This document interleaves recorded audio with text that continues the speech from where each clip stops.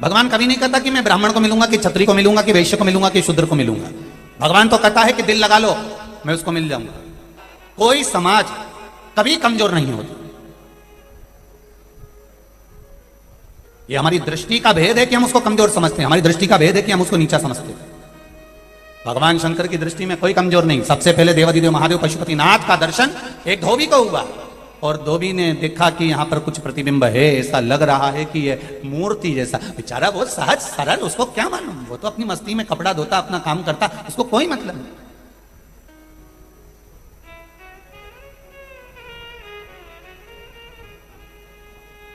पूरी दुनिया में जितने मंदिर पुराने मिलेंगे तो वहां पर आपको सुनने को मिलेगा, यहाँ एक महात्मा जी रहते थे, उनको इनका दर्शन हुआ था। वहां एक दादाजी रहते थे, उनको इसका दर्शन हुआ था। वहां पर एक बहुत पहुंचे हुए महाराज रहते थे, उनको इनका दर्शन हुआ था। और तुम छाती ठोक कर कह सकते हो मंदसौर वालों कि मंदसौर भूमि पर देवादिदेव महादेव ने सबसे पहला दर्शन एक धोबी को दिया था। भगवान देवादिदेव महादेव भी चाहते थे कि साथ जात जुड़ जाए उससे। भगवान देवादिदेव महादेव कभी शिव जी के पास, सारे देवताओं के पास और महादेव के पास में अंतर क्या है? महादेव से पूछा, राम जी की शादी हुई, सारे देवता आए। भगवान कृष्ण की शादी हुई, सारे देवता आए। सारे देवों का विवाह हुआ, भगवान विष्णु की शादी हुई, सारे देवता आए। भगवान शंकर की शादी में देवता आए, और शंकर भगवान से रहा नहीं गया। शिव जी ने कहा मैं तुम्हारे साथ जाके शादी नहीं कर सकता, मेरे को तो मेरे अपने वाले दिखेंगे तो आनंद है। आप लोगों जैसा नहीं है मेरा महादेव। आप लोग तो सोचते हो हमारा 4 दोस्त आ गया, हमसे हमारा बिजनेस पार्टनर आ गया, हमारी जिससे अच्छी बन रही वो आ गया, परिवार वाला भले चूल्हा में चले जाए, हमें कोई मतलब नहीं परिवार वालों से। बहन से भी मतलब नहीं, ना भाई से मतलब नहीं, ना कुटुंब से मतलब नहीं, ना रिश्तेदार से मतलब नहीं, सबके भाई से भी मतलब नहीं, जाए चूल्हा में जाए। पर हमारा बिजनेस पार्टनर आ गया ना बस, हमारा व्यापारी आ गया ना बस, उतने में तुम खुश हो गए। जब तुम अपने परिवार के नहीं हो सके तो बिजनेस पार्टनर के कितने हो जाओगे रे? व्यापारियों के कितने हो जाओगे रे? पहले तुम अपने परिवार के तो हो। अपने घर में पत्नी रहती है, माता रहती है, पिता रहते हैं, कुटुंब रहता है, भाई बंधु सखा रहते हैं।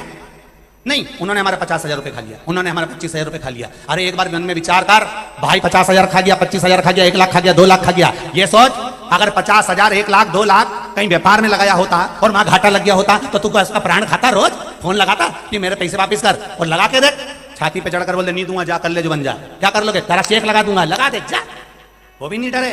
और सगे भाई ने 50,000 खा लिए तो इतना बड़ा भगोने जैसा मुंह लेके घूम रिया, और वो की घरवाली और उस्ताद खा के बैठे हो, खा के बैठे हो, खा के बैठे हो। अरे ये सोचो कि दूसरा खाता अपने ने खाया है तो क्या दुख है, खा ले, कितना खाएगा। पर नहीं, दूसरा घर का नहीं खाना चाहिए। नहीं, दिक्कत तो यही आड़ी पड़ी है।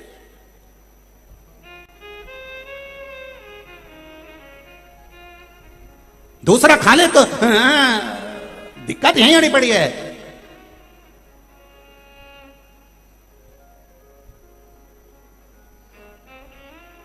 ये नीची जात का है, इसके साथ चोरी का ब्याह नहीं करूंगी। ये ऐसी जात का है, इसके साथ ब्याह नहीं करूंगी। और मालूम पड़े वो दूसरा,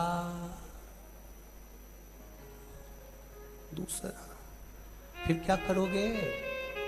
उससे अच्छा है सनातनी तो है, हिंदू तो है, धर्म को मानने वाला तो है, सत्कर्म से जुड़ा हुआ तो है, भगवान की भक्ति से लगा हुआ तो है। नहीं, फिर वही बात है, मुसद्दी लाल समझ। दूसरा खा गया, एक गाड़ी भर के भेजी थी, व्यापार की डूब गई, कहीं एक्सीडेंट हो गया, कहीं कहीं तुमने सहन करा कि नहीं करा कि मेरा पैसा वहां चले गया? पर भाई नहीं, भाई खा जाए तो ये सोचो कोई बात नहीं, बेचारा की परिस्थिति ठीक नहीं है, करेगा आज नहीं तो कल देगा। भाई है अपना, बहू है अपनी, कुटुंब है अपना, बहन है अपना, नाते हैं अपना, रिश्ते हैं। ये पुराने समय के कोई संबंध होंगे जो नोच नोच के ले रहे हैं, उसमें कोई दिक्कत वाली बात नहीं है। पुराना समय, एक सेठ जी सबको उधार पैसा देते थे, उधार देते थे और कहते थे या जन्म में दोगे कि वह जन्म में दोगे। जो समझदार होता था इस जन्म में दे देता था, जो खाने की नियत रखता था तो कहता अगले जन्म में देंगे। उन सेठ जी के यहाँ बहुत सारी भैंस थी, भैंसों ने आपस में बात करा कि क्यों अपन सेठ जी के इतना दूध क्यों दे रहे हैं? तो क्या सेठ जी बड़ा चतुर है, पूछता है ब्याज देने से, पैसा देने से पहले कि ये जन्म में दोगे कि वो जन्म में दोगे। जो इस जन्म में चुका देता है वो भैंस नहीं बनता, जो अगले जन्म की के देता है तो भैंस बन के सेठ जी के आ जाता है, और सेठ जी उसका दूध निचोड़ निचोड़ के बेचता रहता है। तो देना तो पड़ेगा कहीं पर भी तो। और तुम्हें अगर भैंस नहीं बनना है तो जिसका पैसा तुमने लिया ईमानदारी से दे देता रहता था, नहीं तो निचोड़ निचोड़ के तो देना ही पड़ेगा। आज नहीं तो कल देना, देना हिसाब तो करना पड़ेगा। फिर वही वाली बात आ गई, तो तुम्हारी बीपी शुगर ऊंची नीची क्यों हो रही है? मत करो, शरीर बड़ी मुश्किल से मिला है। यह मानव का शरीर बड़ी मुश्किल से 21,600 श्वास प्रतिदिन मेरे मालिक ने दी है। प्रतिदिन तिजोरी भर रहे हो और अपनी तिजोरी खाली कर रहे हो। घर की तिजोरी तो भरा रही है, पर ये तिजोरी को भी तो देखो कि कितनी खाली हो गई। बचपन निकल गया, जवानी निकल गई, रोज 21,600 रोज निकल रही है। कमाने कमाने में घर की तिजोरी तो भरा गई दादा, पर ये तिजोरी खाली हो गई। मुंडा का सारा सोफा सेट निकल गया, सारा सोफा सेट। खिड़कियां खराब हो गई, बक्सों के पास बैठना पड़ रहा है। कई बोल रहा महाराज, इतनी खिड़कियां बेकार हो गई कि यहीं का नहीं दिख रहा। सोफा सेट चले गया, सागौन की लकड़ी का, डॉक्टर के पास गया, साजड़ की लकड़ी का प्लाईवुड का लग गया। ऐसा प्लाईवुड का कि रोज निकाल के फ्रिज में रखना पड़ता, कटोरी में रोज प्रतिदिन। खाओ जब बत्ती सी याद आती है, पढ़ो जब चश्मा याद आता है, और मरो तब राम याद आता है। धन्य है। खाने बैठे तब याद आया, फ्रिज में से बत्ती सी निकला, हमारा मुंडा में बत्ती सी नहीं, फिर खाने के टाइम पे चना खाया, बत्ती सी दो ही फ्रिज में। ओ पढ़, चश्मा याद आया। छोरी हरियो डिग्री है, छोरी देख हमारा चश्मा कहां पड़ा? क्या तो जरा चश्मा लेके बेटा, नानी चश्मा लाना हमारा। और चश्मा ले, पढ़ते समय चश्मा याद आया, खाते समय बत्ती सी याद आई, और मरते समय शंकर और राम याद आया। घर के लोग कह रहे दादाजी निपटवे वाला हो न, राम राम बोलो। दादाजी बोले कई बोलूं, हमारी बत्ती सी ली दे। फ्रिज में धरी, फिर कहीं की छोरी आई, उन्हें क्या दादाजी अब तुम्हारा शरीर कई काम नहीं आई गया, ठंडा पड़ गया हो। दादाजी बोले तेल दी नहीं भरूंगा, चिंता मत करो। फिर तीसरी आई, उन्हें कहा नीचे गोबर से लीप दो, दादाजी के सुलाना पड़ेगा। दादाजी के नीचे सुलाया, थोड़ी देर बाद दादाजी बोले रे पानी पता सा लिया, फिर वापस।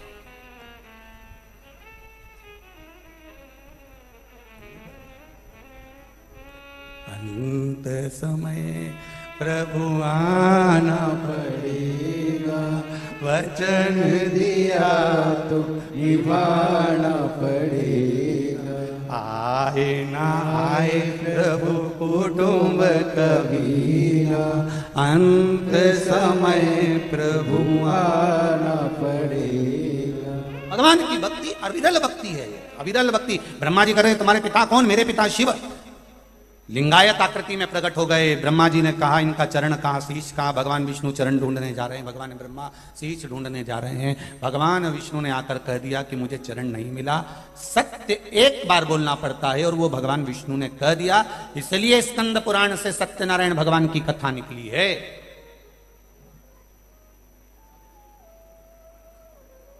सत्यनारायण भगवान की कथा स्कंद पुराण से निकली है, क्योंकि सत्य बोले थे वो।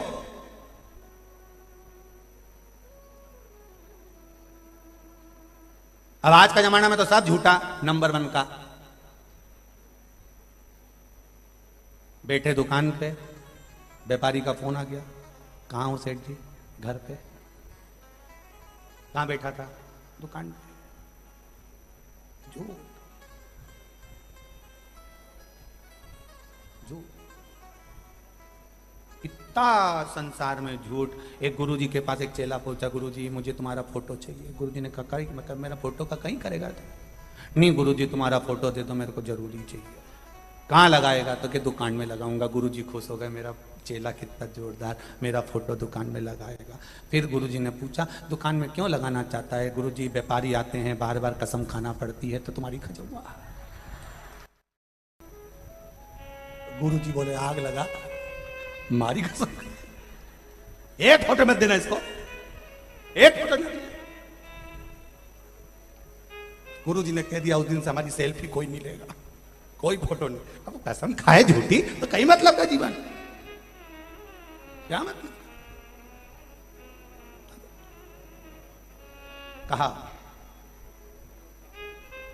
भगवान विष्णु ने सत्य कह दिया, और सत्यनारायण व्रत कथा है ही है। पूरी सत्यनारायण जी की कथा पढ़ लो, पंडित जी से पढ़वा लो, उसमें 5 अध्याय मिलेगा। 5 अध्याय में जितनी बार भी पंडित जी बोलेंगे एक ही बात बोलेंगे, ब्राह्मण के मुख से सुनी, लकड़ारे ने सुनी, सत्यनारायण जी की कथा सुनी, फिर उसने सत्यनारायण जी की कथा कराई, फिर उसने सत्यनारायण जी की कथा सुनी, सत्यनारायण जी की कथा कराई। इस 5 अध्याय में सत्यनारायण की कथा थी कौन सी जो इनने कराई थी और उनने बांटी थी? तो वो 5 अध्याय में सत्यनारायण जी की कथा नहीं, स्कंद पुराण में लिखा है सत्यनारायण भगवान की कथा। ब्रह्मा जी आकाश मार्ग में गए, भगवान विष्णु नीचे गए, तलातल पताल में जाकर भी भगवान शंकर के चरण नहीं मिले। तब आए, ब्रह्मा जी ने आते से पूछा क्या भगवान आपको चरण मिले? भगवान ने कहा मुझे भगवान के चरण नहीं मिले, बस ये सत्य भगवान विष्णु ने कह दिया था। उस दिन सत्यनारायण भगवान की जय जयकार हो गई। ये सत्यनारायण भगवान की कथा और जो सत्यनारायण की पोथी में लिखे वो 5 अध्याय इसी का वर्णन करते। तब भगवान शिव ने कहा हे नारायण तुमने सत्य बोला है। 33 कोटि देवताओं ने फूलों की वर्षा करी, कोई केले के खंभ लिया है, कोई कदली लिया है, कोई मेवा लिया है, कोई पंचामृत लिया है। भगवान विष्णु का अभिषेक करने लगे, नारायण नारायण करने लगे, सत्यनारायण करने लगे। तब भगवान विष्णु की पूजन उस दिन से प्रारंभ हो गई। सत्यनारायण भगवान की जय। तब मालूम पड़ा कि ये सत्यनारायण भगवान है, नहीं तो इतना दिन से तो मालूम ही नहीं था। अपन तो पंडित जी बोलता था कि 5 अध्याय में उनने सत्यनारायण की कथा कराई, तो अपने मालूम तो पड़े कि थी कौन सी। स्कंद पुराण में लिख दिया सत्यनारायण भगवान। अब ब्रह्मा जी से पूछा तुम्हें क्या भगवान का सिर मिला? ब्रह्मा जी बोले हाँ। झूठ बोल गए, असत्य झूठ। शंकर भगवान को क्रोध आ गया, शिवलिंग में से आवाज आ गई ये ब्रह्मा झूठ बोल रहा है।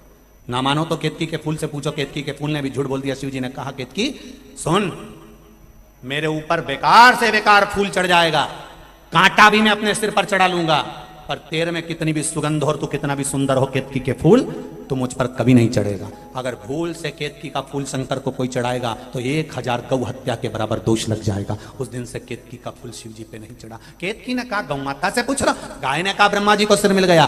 शंकर भगवान ने कहा गौ माता झूठ बोलती है, तेरा शरीर पूरा पूजा जाएगा, पर तेरे मुख से तूने झूठ बोला इसलिए तू अपूज्य मानी जाएगी, तेरा मुख अपूज्य माना जाएगा। सनातन हिंदू धर्म में कन्यादान आगे से होता है, वस्त्र दान आगे से होता है, मुद्रा दान आगे से होता है, अन्न दान आगे से होता है, स्वर्ण दान आगे से होता है। सारी पूजन हिंदू सनातन धर्म की आगे से होती है। केवल गौ माता का दान गाय की पूंछ पकड़कर किया जाता है पीछे से, क्योंकि इसने मुख से झूठ बोला था। सारे मंदिर की परिक्रमा आगे से होती है, पर गौ माता की परिक्रमा पूंछ से चालू होकर पूंछ पर विराम होती है, क्योंकि इसने झूठ बोला। जब वो इतना झूठ बोल गई एक बार तो उसका मुख को कितना श्राप लगा, तो तुम अपना अंदाजा लगा के बैठो कि जी और तुम कितना झूठ बोलती होगी, कितना। ये भाई लोग भी लगा लें थोड़ा बहुत अंदाजा। ये तुम्हारी जेब में जो यंत्र रखा है ना, जिसको लोग तुम प्रेम से मोबाइल कहते हो, इसका नाम है यम यंत्र। ये यमराज के करीब ले जाने वाला यंत्र है, करीब।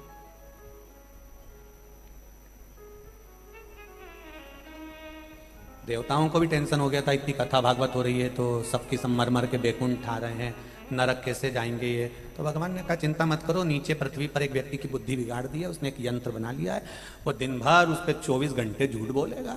ये कितनी कथा सुन ले, मरने के बाद तो नरक जाएगा, झूठ बोलेगा नहीं जाएगा।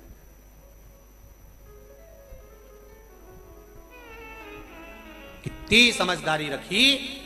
भारत भूमि के सारे जितने दर्जी समाज है जो कपड़ा सिलता है, इनमें समझदारी कितनी आई होगी, जरा विचार करिए।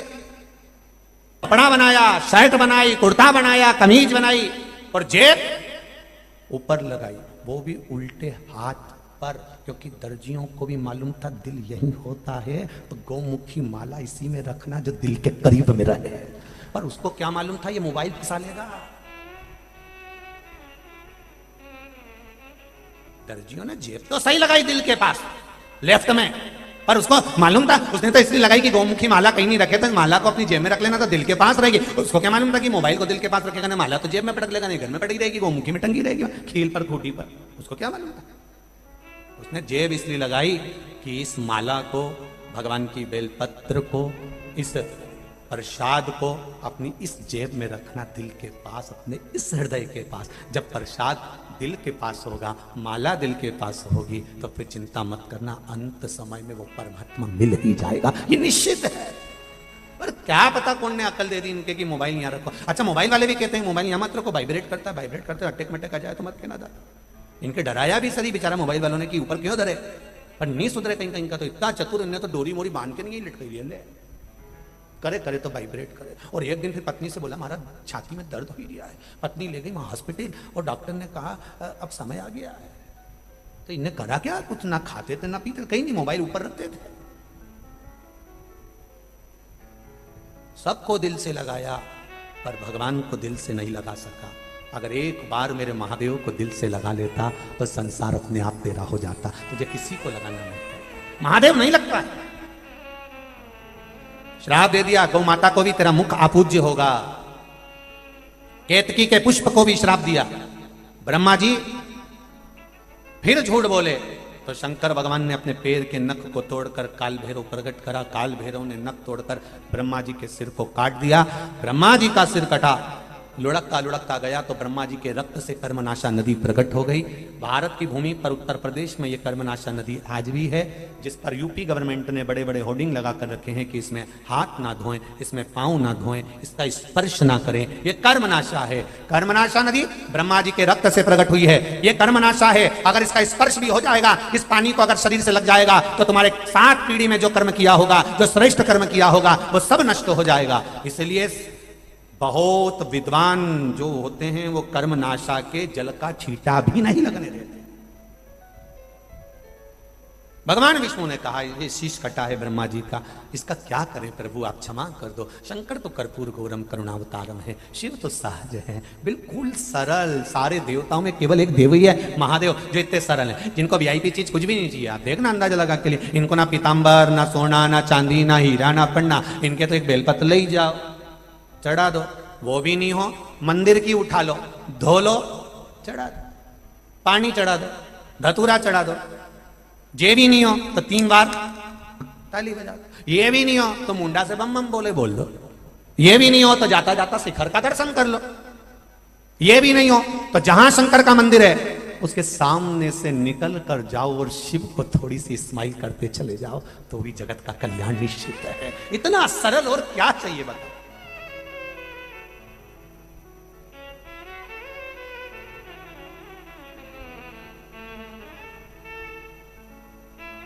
जिसके द्वार पर भूत प्रेत सब चाकरी करें, वह क्या कमी, क्या वह क्या कमी होगी? सब कुछ भरा पड़ा है, सब कुछ।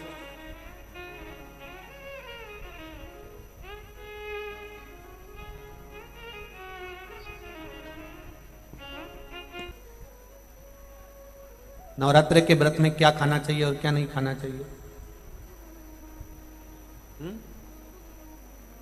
क्या खाना चाहिए ये तो नहीं मालूम, पर प्राण नहीं खाना चाहिए, इतना तो हम कह सकते हैं। रोज रोज किसी के प्राण ना खाओ। जरा बाजार से सामान लिया ना, केले लिया ना, मेरा व्रत है। आधा किलो मूंगफली का दाना ला के रख, व्रत है। आओ तो पपीता लिया ना आधा किलो। अब ये तुम इतना प्राण खजाओ और ऊपर से क्यों देवी जी मोरे पर कृपा करे। देवी जी के तू भेरू पे तो कृपा कर, तुम्हें तेरे पे कृपा कर, उसमें कौन सी बड़ी बात।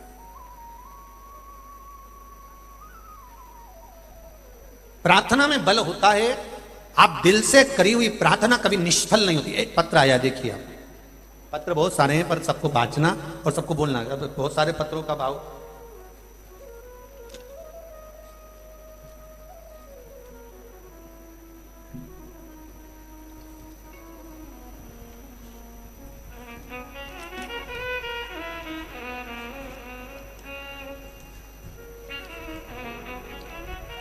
संगीता पाटीदार भवानी मंडी राजस्थान से आई हैं। कहीं बैठी हो तो हाथ हिलाइएगा। संगीता जी पाटीदार भवानी मंडी राजस्थान से कहीं बैठी हो तो हाथ हिलाइएगा। मेरा बेटा सीए में 2 बार फेल हो गया था। तीसरी बार मैंने पशुपति व्रत की है और 2 व्रत से तीसरा व्रत में मेरा बेटा बाबा की कृपा से बेलपत्र का जो प्रयोग आपने बताया था शहद वाला, वो करा और उसकी कृपा से मेरा बेटा पास हो गया। मैं बाबा को यहां धोख लगाने के लिए आई हूं। शिव तत्व है। एक पत्र और देखिए,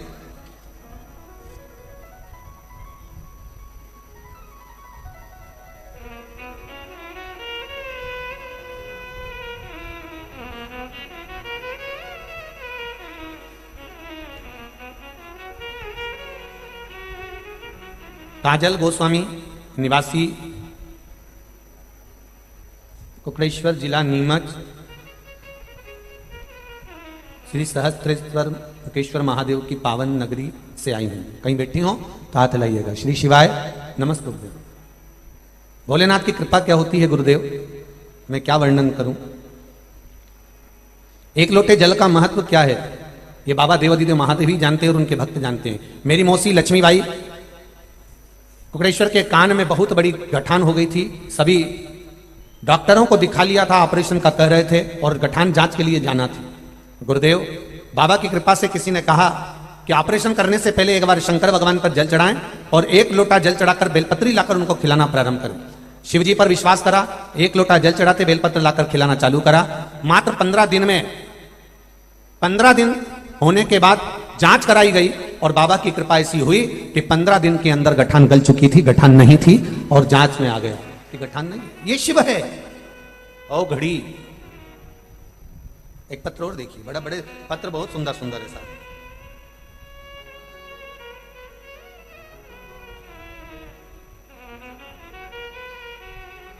मैं कृष्णा मंदसौर निवासी हूं।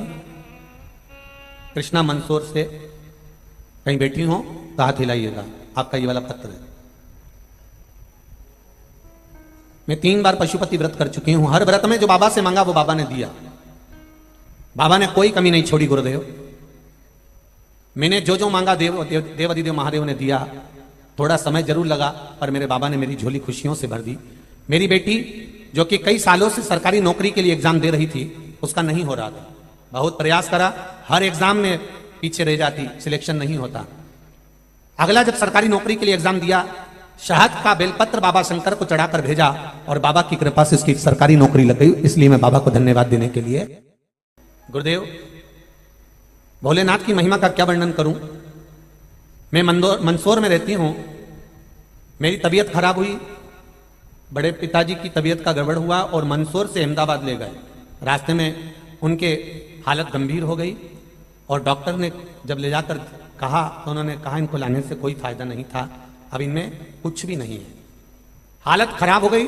डॉक्टर ने साफ मना कर दिया कि अब ये नहीं है। शिवजी पर विश्वास था, भगवान शंकर पर विश्वास था। आपकी कथा में 1 लोटे जल का महत्व सुना था। इसलिए गुरुदेव उसी समय 9:15 रात्रि के समय पर 1 लोटा जल शिवजी के मंदिर में जाकर चढ़ाया। वो पानी लेकर आए और मेरे बड़े पापा के मुख में रुमाल, क्योंकि पात्र नहीं था, मंदिर का ही जल लेकर चढ़ाया था, रुमाल गीला कर कर लाए थे। उस रुमाल को उनके मुंह में निचोड़ा। शिवजी की कृपा से डॉक्टर ने कह दिया था कुछ नहीं है। वो वापिस उनको श्वास वापिस आ गई और वो जीवित हुए। ये शिव कृपा कितना है भगवान का। आपका भरोसा कितना है भगवान का। और जितना विश्वास दृढ़ होगा, मेरा देव अधिदेव महादेव आपके सामने हर पल खड़ा मिलेगा, ये निश्चित है। आपका विश्वास दृढ़ होना चाहिए, भरोसा प्रबल होना चाहिए। कितनी अकड़ में कहते हो ना आप लोग, जब बात होती है कोई बात बिगड़ जाए ना तो तुम कहते हो अब भी फोन लगाता हूं, अब भी रोक, 2 मिनट रोक। तो मुझे कहीं समझता है। और उन्हें अपना फोन बैग में से निकाला जीजी ने और लगा दिया अपना छोरा के। छोरा कहां है तू, जरा आके देख, मेरे को बैठने नहीं दे रहा है आगे, आ तो जरा। और छोरा आया, उन्हें धक्का क्या, क्यों रे, तो मुझे जानता नहीं है। और वो अपने साथ में 4-6 छोरा उनके लेके आ गया।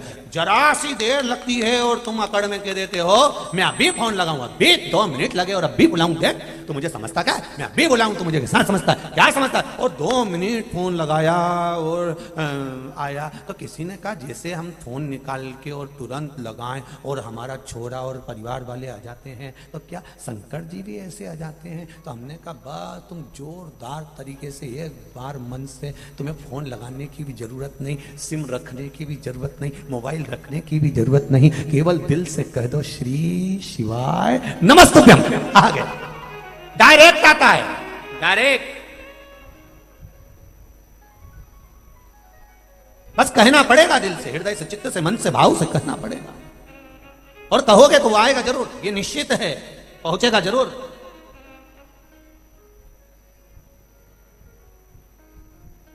लगाओ उसको भी। ब्रह्मा जी का सिर कटा, बट का वृक्ष हो गया। समय आया, ब्रह्मा जी ने पूछा सृष्टि रचना कैसे करना है आप बता दीजिए। शंकर भगवान ने सृष्टि रचना का क्रम समझा दिया, खूब समझाया। कोई ताकि घर में कैसे रहना चाहिए, परिवार में कैसे रहना चाहिए, कुटुंब में कैसे रहना चाहिए, वो समझाता है।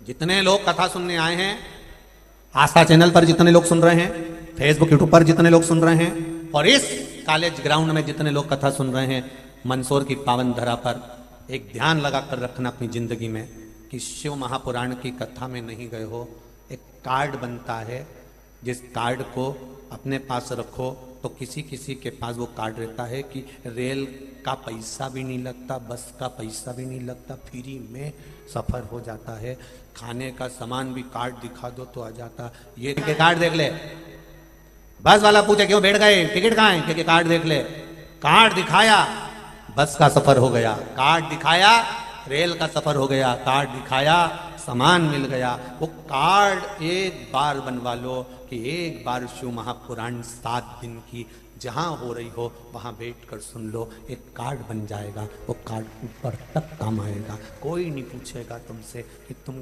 क्या चाहिए, तुम तो बस जाते ही अपना कार्ड दिखा देना कि मेरे पास ये कार्ड है। पूछेगा वो, पूछेगा, ऐसा नहीं कि नहीं पूछेगा, पूछेगा ये कमला ये कहाँ गई तू, तो कमला कहेगी मैंने मंदसौर में कथा सुनी थी और मां मैंने एक कार्ड बनवाया था। कहाँ है कार्ड, कि वो कागज का था ही नहीं, फिर वो तो केवल भजन का था, श्री शिवाय नमस्तुभ्यं।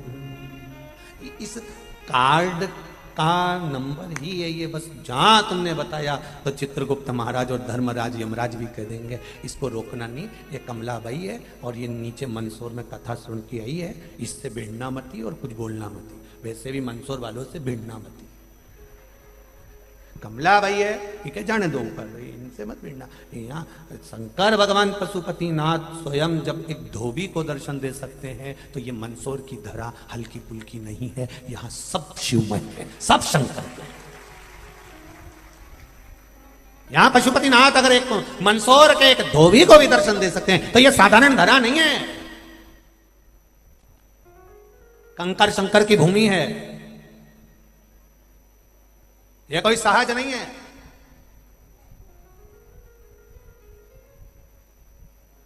कितनी बड़ी बात होगी, बड़े बड़े संत साधु सन्यासी तपस्वी साधक उपासक जो साधना कर कर कर चले गए, वो भगवान को नहीं पहचान पाए, और एक साधारण सा धोबी भगवान के शिवलिंग को पहचान कर एक वो किसी के पास अग्रवाल जी के यहाँ जाकर कह दिया कि वहां मैंने शंकर को देखा है। संत साधु तप कर कर कर मर जाते हैं, वो भगवान को नहीं पहचान पाते हैं, और एक धोबी पर कृपा कर दी।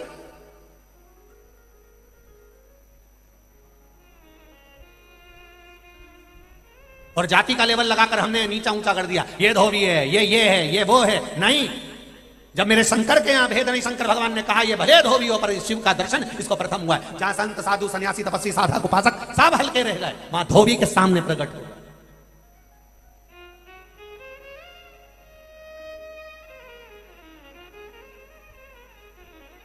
सहज नहीं है शिव को जानना। शंकर भगवान कभी ऐसा नहीं है कि उसके लाखों दीवाने बड़े से बड़े उसके चरणों में कंकड़ माटी से पड़े, उसके सामने सब बराबर है, उसके सामने कोई बड़ा नहीं कोई छोटा नहीं, सब सम।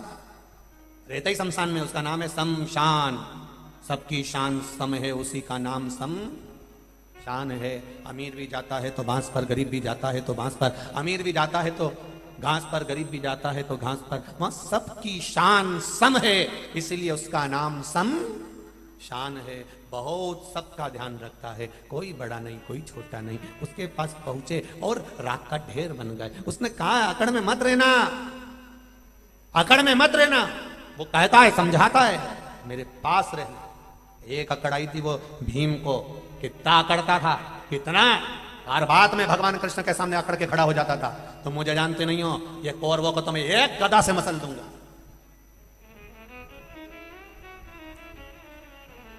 राजेश कुमार जी, कारूलाल जी सोनी, श्रीमान मोहन जी जमड़वाल जी मेघनानी, श्रीमान सूरज प्रकाश जी ठाकुर, नरेंद्र सिंह जी तोमर, श्रीमान हरीश जी, महेश जी, रम्मू जी, सत्यनारायण जी, शालिग्राम जी गर्ग, केडिया परिवार मंदसौर।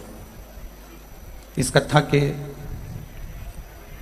मूल उद्देश्य मूल आनंद में सेवा भारती का इस अनुपम और अनूठा शिव महापुराण का ये भव्य आयोजन मंदसौर नगर के इस नीमच रोड पर बाबा देवादिदेव महादेव की ही कृपा से हो रहा है। कथा मंडप में विराजमान सभी संत महात्मा ब्राह्मण जन गुरुजन के चरणों को नमन करते हुए संपूर्ण जीवन को सुख प्रदान करने वाली शिव महापुराण की कथा को श्रवण करने के लिए आप और हम विराजित हुए हैं। जब तक उसकी कृपा नहीं होती तब तक संपूर्ण ब्रह्मांड में हम और आप कितना भी भ्रमण कर लें और कितना भी प्रयास कर लें कुछ भी नहीं हो सकता। उसकी कृपा होती है तब हम कहीं सतमार्ग की ओर बढ़ पाते हैं।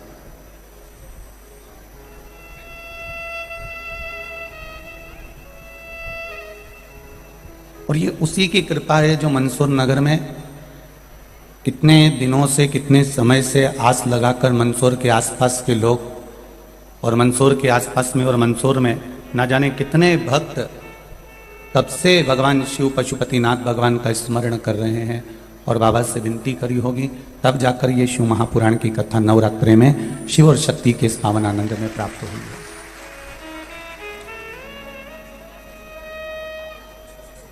आपकी भक्ति और उस भक्ति का बल जिसके बल पर परमात्मा हमें प्राप्त होता।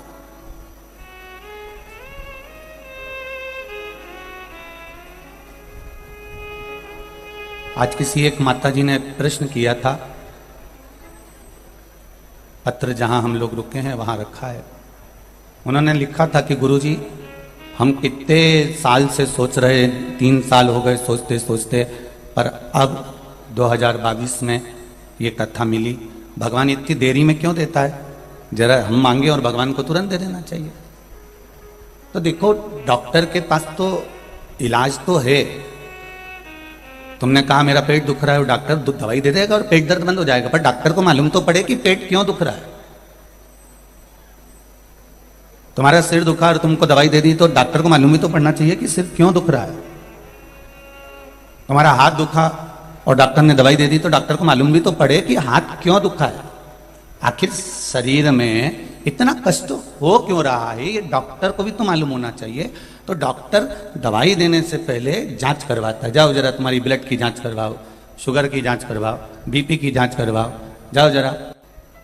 दवाई देने में या डॉक्टर को दिखाने में जितना समय नहीं लगता जितना समय जांच कराने में लगता है। यहाँ जाओ, यहाँ जांच कराओ, वहाँ जाओ, वहाँ जांच कराओ, वहाँ जाओ, वहाँ जांच कराओ। सब दूर जांच कराने के बाद फिर जांच डॉक्टर के पास जाती है और डॉक्टर फिर जांच देखकर लिख देता है कि अब इस दवाई को तुम्हें खाना है और तुम ठीक हो जाओगे। अब 1 मिनट में डॉक्टर ने दवाई लिख दी और जांच इतनी कराई, इतनी कराई, इतनी कराई कि तुम भी सोच में पड़ गए कि ऐसा लगता है कि बस क्या करें बताओ, ये डॉक्टर कहीं ज़्यादा खा तो नहीं रहा है, कहीं कमीशन वमीशन तो नहीं बनता। पर ऐसा नहीं है। डॉक्टर ये देखता है कि मालूम तो पड़े कि पेट क्यों दुख रहा है, हाथ क्यों दुख रहा है, शरीर में कष्ट क्यों है। तो वो जांच करवाकर, थोड़ा समय जरूर लगता है पर जांच करवाकर मालूम कर लेता है कि कष्ट इसलिए हो रहा है और ये दवाई में दे रहा हूं, इस दवाई को खाओगे और ठीक हो जाओगे। सारी जांच कराने के बाद 1 हफ्ते की गोली दी और 1 हफ्ते की गोली में 1 दिन की गोली खाई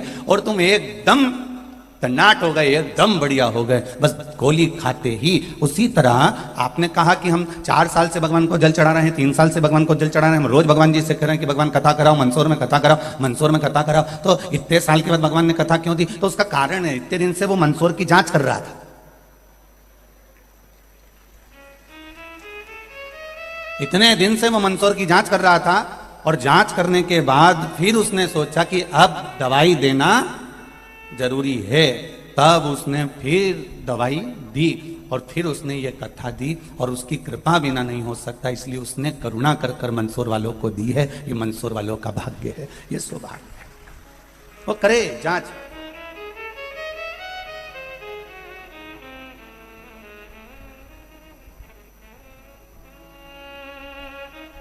वो जांच करे, खूब करे, दिल से करे, जांच की मना नहीं है, पर दवाई सही लिख दे और उस दवाई से हमारा भला हो जाए तो इससे बढ़कर कुछ भी करे जांच।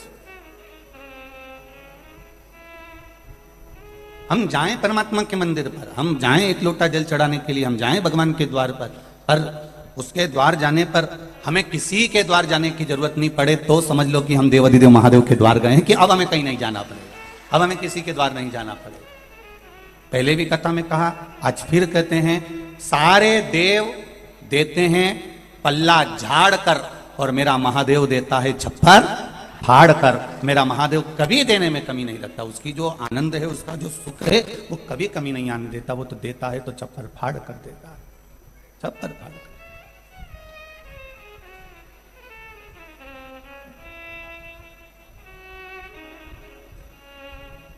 आप दिल से उसका भजन करो,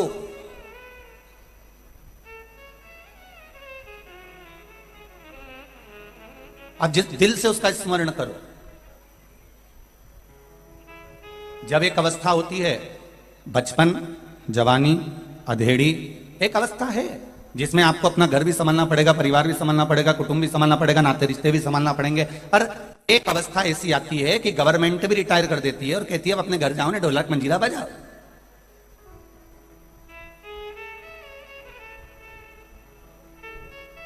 एक अवस्था जिसमें आपको भेज दिया जाता है कि आप अपना भजन में लग जाओ, अपने स्मरण में लग जाओ, भक्ति में लग जाओ, आप भगवत नाम में लग जाओ। अब आप भटको मटको नहीं, हो गया समय अब भटकने का, बहुत निकल गया। और समझदारी इसको ही कहते हैं। रे भाई, जितने लोग कथा सुनने बैठे हैं और जितने लोग आस्था चैनल पर सुन रहे हो, जितने फेसबुक यूट्यूब पर सुन रहे हो और जितने इस मंदसौर के कॉलेज ग्राउंड में बैठकर कथा सुन रहे हो, जरा ध्यान से सुनना। तुम्हारा रिटायरमेंट होने के बाद तुम ऑफिस में जाओ, तुम कितने भी सिग्नेचर करो, तुम्हारी फाइल से काम होगा क्या? जम के बोलो जरा। अरे होगा नहीं। रिटायरमेंट होने के बाद तुम रिटायर हो गए, तुम ऑफिस से चले गए और तुम ऑफिस में जाके कुर्सी पे बैठो तो कोई बिठने भी नहीं देगा। रिटायर होने के बाद तुमने कहा कि लाओ, तुम साहब नहीं आए तो मैं साइन कर देता हूं, तुम्हारे साइन से कोई काम होगा क्या? अरे बोलो तो जम के नहीं। उन्होंने कहा साहब बहुत साइन कर लिए तुमने, तब चलो निकलो यहाँ से, अब साइन वाइन की जरूरत नहीं है, तुम बैठो, हम मिलेंगे, बात करो, हम जानेंगे। पर रिटायर होने के बाद तुम्हारा साइन तुम कितना भी फाइल में कर दो, उस साइन का कोई फर्क नहीं पड़ेगा। तो एक काम करो ना कि रिटायर होने के बाद जब तुम्हारा साइन का कोई मतलब नहीं होता, रिटायर होने के बाद में तुम्हारे साइन से कोई काम नहीं होता, तो फिर क्यों साइन करो? उसी तरह बचपन है, खूब काम करो, जवानी है, खूब काम करो, अधेड़ी है, खूब काम करो, और जब बुढ़ापा आ जाए और घर में बहुएं आ जाए, घर में बच्चे बड़े हो जाएं और घर में बहू आ जाए, तो समझ लेना अब तुम्हारे साइन से काम नहीं होगा, अब इनको करने दो और अपन रिटायर होकर थोड़ा सा भगवान के भजन में चलो। अपने को अब साइन करने की जरूरत नहीं है। पर कोई रिटायर होना ही नहीं चाह रहा। नहीं, दिक्कत की बात तो यही है। 80-80, 90-90 साल तक जा जाके बैठ गए, उसके बाद भी कहें नहीं, चुनाव हम ही लड़ेंगे, चाहे कुछ भी हो जाए, हम किसी को नहीं लड़ने देंगे, जब क्षेत्र हमारा। तो रिटायर कब हो गए? नहीं, अभी हम रिटायर नहीं हो रहे। तो ऑफिस में भी ऐसा ही है, 60 साल के हो गए, रिटायरमेंट लेना नहीं चाहते, 70 साल के हो गए, रिटायरमेंट लेना नहीं चाहते, तुम 80 साल के हो गए, रिटायरमेंट लेना नहीं चाहते। तुम्हें वो तो गवर्नमेंट रिटायर नहीं करे तो तुम रिटायरमेंट लो ही नहीं, तुम तो भला हाथ धूसता रहे नहीं तो भी तुम ऑफिस जाओ, तुम तो भी जाओ ऑफिस। पर शिव महापुराण की कथा कर रही है कि रिटायरमेंट होने के बाद तुम्हारा सिग्नेचर किसी काम का नहीं होता। अर्थात एक अवस्था ऐसी आ जाती है जिस अवस्था में तुम अपनी बहुओं को, अपने बेटों को काम सौंप दो। इसके बाद में तुम कह दो बेटा अब तुम्हारी चलना है, तुम्हारा काम है, तुम इस घर को संभाल लो, तुम इस नाते रिश्तों को संभाल लो, और मैं अब कहीं नहीं जाऊं, कॉलेज ग्राउंड जा रही हूँ, वहां पर कथा हो रही है, सीओर से पगला महाराज आया है, कथा करेगा और अपन कथा सुनेंगे और इसके बाद अपना घर चले आएंगे, तुम चिंता मिंता मत करो। तो उन्होंने पूछा तो इतनी दूर हम पार्किंग में गाड़ी रोक देंगे तो तुझे ले के कौन जाएगा? तो कहीं नहीं, सेवा भारती वालों ने ऑटो लगाया है, मैं भले ठीक हूं परंतु दरवाजे पे पहुंच के मैं 2-3 बार यूं दूजूंगी तो और जम के जुबान निकल के और सब हट गई बेचारी। वो वहां से आई, महाराज से मिलना, महाराज से मिलना, महाराज से मिलना, और आगे आई और आगे आई और आगे आके इतने में तो कार्यकर्ता भी होशियार थे, उनने माता जी का पाँव पकड़ा और पाँव पकड़ के कहा माता जी थारा पाँव पड़ूं, तुझे देवी जी आए, मुझे महिषासुर आए। उन्हें कहा मेरी देवी जी वहीं रुक गई, मैं आगे बढ़ू ही नहीं। तो ऐसा नहीं कि तुम्हें आए तो दूसरे के नहीं आए, साहब के आए। निवेदन है कि एक अवस्था जो होती है बचपन गया, जवानी गई, अधेड़ी गई, बुढ़ापा आए तो समझ जाओ कि हमें क्या करना है, हमें भगवान का भजन कितना करना है, हमें मंत्र जाप कितना करना है, हमें स्मरण कितना करना है, हमें कीर्तन कितना करना है, माला लेकर बैठना है, भगवान का भजन करना है, स्मरण करना है, कीर्तन करना है। क्यों लेकर बैठते हैं माला? कि हम भगवान का भजन करें, हमारा भगवान में ध्यान लगे, भगवान में ध्यान लगे, चार भुजा नाथ में ध्यान लगे, नाथ द्वारा वाला में ध्यान लगे, सांवरिया सेठ में ध्यान लगे। अब इनको ये बैठी तो थी सांवरिया सेठ के लिए, लग गया दुकान वाले सेठ में, तो चित्त लगेगा। बैठी थी चार भुजा वाले के लिए, लग गया दो भुजा वाले में, चित्त लगेगा। इतना भजन में मन लगाने का प्रयास करा, पर ये मन लगेगा। ये मन बड़ा चंचल है, कैसे तेरा भजन करूं, जितना इसे समझाऊं उतना ही मचलता है। इसको जितना समझाऊं ना, चल भजन में चले जाए, भोजन में चल, कथा में चले जाए, फिल्म में, ये मन लगता ही नहीं।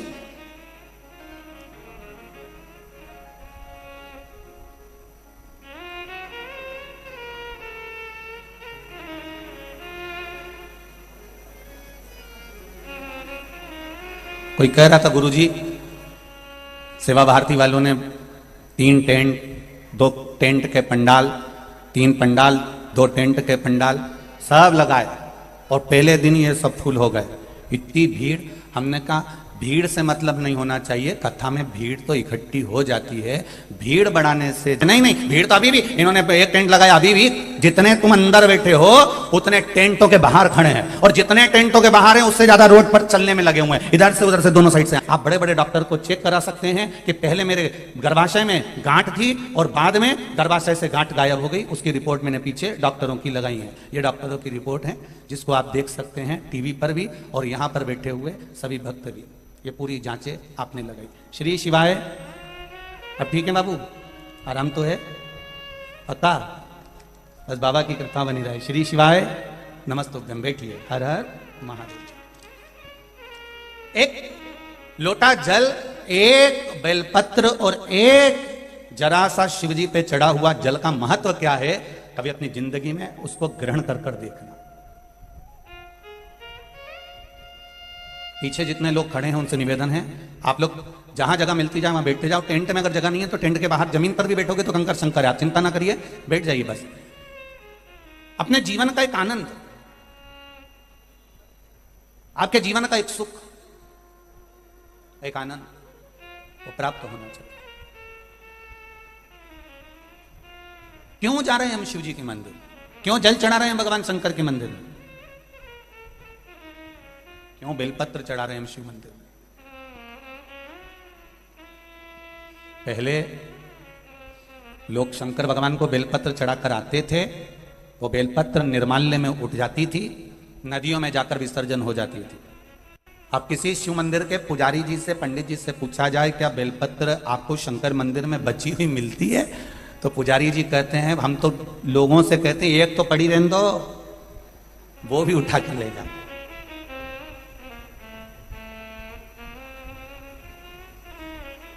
अरे महाराज, इस बेलपत्र में क्या गुण है, क्या आनंद है, ये दुनिया के लोग समझ नहीं सकते। जो जान गया।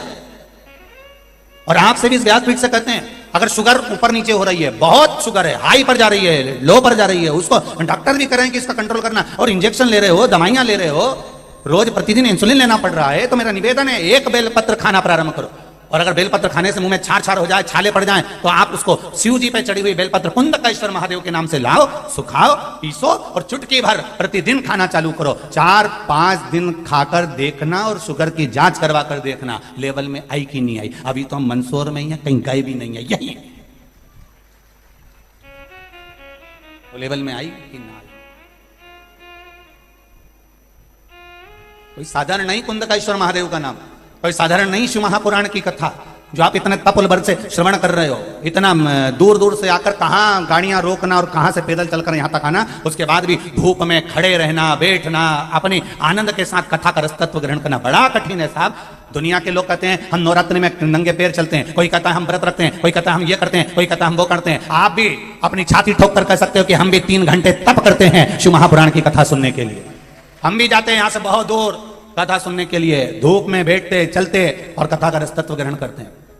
आप भी कर सकते हैं। सहज नहीं शिव पुराण,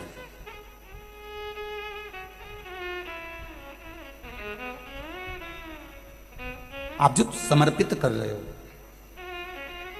बचपन, जवानी, अधेड़ी निकल गया, बुढ़ापा, बिगड़ने मत दो। थोड़ा सा भी अगर समय अपने को अच्छा मिल रहा है, घर के लोगों से कह देना है कि मुझे सत्संग में छोड़िए, मुझे कथा में छोड़िया, मैं कथा सुनूंगी, मैं कथा श्रवण करूंगी। खानो नहीं भावे मने, पीनो नहीं भावे रे, दौड़ दौड़ मन सत्संग जावे रे। अब मेरा मन नहीं लगता, मुझे कथा सत्संग के सिवाय कहीं रुचि नहीं रही। और मेरा विश्वास कहता है जितने लोग इस कथा में बैठे हैं, इसमें से कम 80% लोग ऐसे हैं जो जब तक कथा नहीं सुन लेते टीवी पर, तब तक इनकी बेचैनी समाप्त ही नहीं होती। ये मेरा विश्वास कहता है, ये मेरा विश्वास कहता है। यहां जितने बैठे, कितनी आस लगा लगा कर, कितनी घंटों से, कब से, कोई सहज नहीं है शिव कथा। शंकर भगवान के होना, शिव तत्व में डूबना कोई सरल है। रहो परिवार में, कुटुंब में रहना जरूरी है, परिवार में रहना जरूरी है। कोई तुमसे कहे कि तुम संत बन जाओ, बिल्कुल मत बनना। कोई तुमसे कहे साधु बन जाओ, बिल्कुल मत बनना। कोई तुमसे कहे गुरुजी बन जाओ, बिल्कुल मत बनो। कोई तुम तो नहीं जाऊं, तू ही जा, मैं काहे को जाऊं। दुनिया का सबसे बड़ा आश्रम होता है गृहस्थ आश्रम।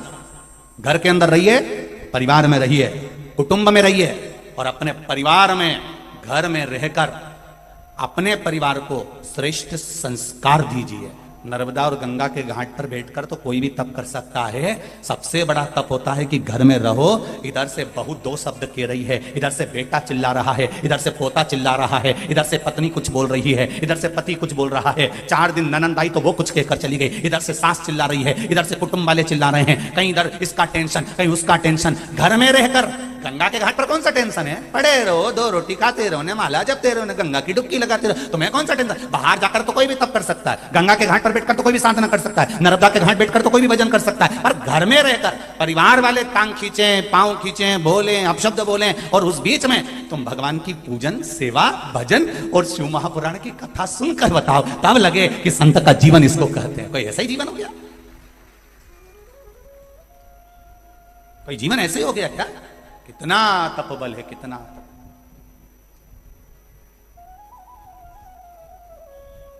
कितना तपबल, बहुत कठिन, बहुत कठिन।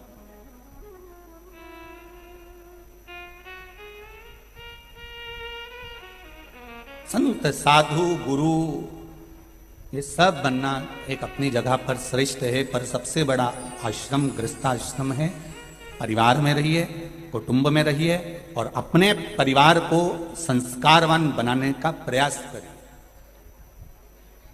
पहले भी कथा में कहा, आज फिर कह रहे हैं, पिता और माता में बहुत अंतर होता है। पिता का काम है आपको अच्छी शिक्षा देना, पिता का काम है आपके लिए कपड़ों की व्यवस्था करना, पिता का काम है आपके लिए कमाकर जायदाद बनाना, पिता का काम है आपको अच्छा खिलाना, अच्छा पहनाना, अच्छा देना, अच्छी शिक्षा देना, विद्या प्रदान कराना, यह पिता का काम है। और पिता से बढ़कर मां का काम सबसे ज्यादा होता है कि अपने बच्चों को संस्कारवान बनाना। बच्चे कहीं लाइन से भटक तो नहीं रहे, कहीं लाइन से जा तो नहीं रहे।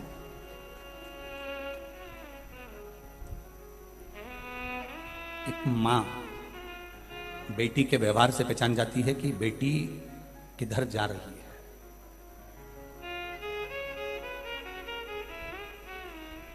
पर मां अगर नजरअंदाज कर दे तो बेटी भी सोचती है मेरी मां कुछ नहीं बोल रही है। पर माता ये जानती है, मां अपने बच्चों को संस्कार श्रेष्ठवान दे सकती है।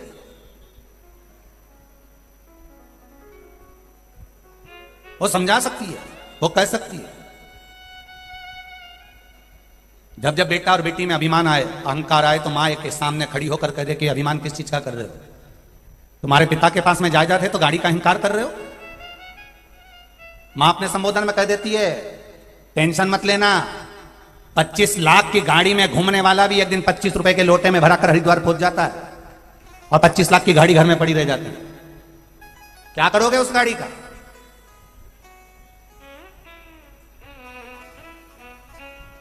धन दौलत संपदा से बच्चों को समझाओ। हम कई बार कहते हैं अपने बेटों को तुम पिंजरे का शेर मत बनाना, जंगल का शेर बनाना।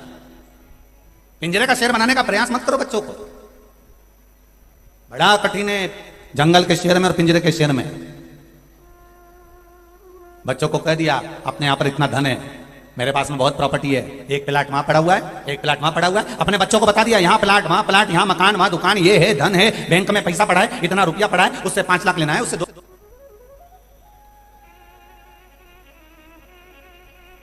और बताने के साथ में अगर बता भी दिया तो कह दो ये तुम्हारा नहीं है, तुम्हें अपनी मेहनत करना है।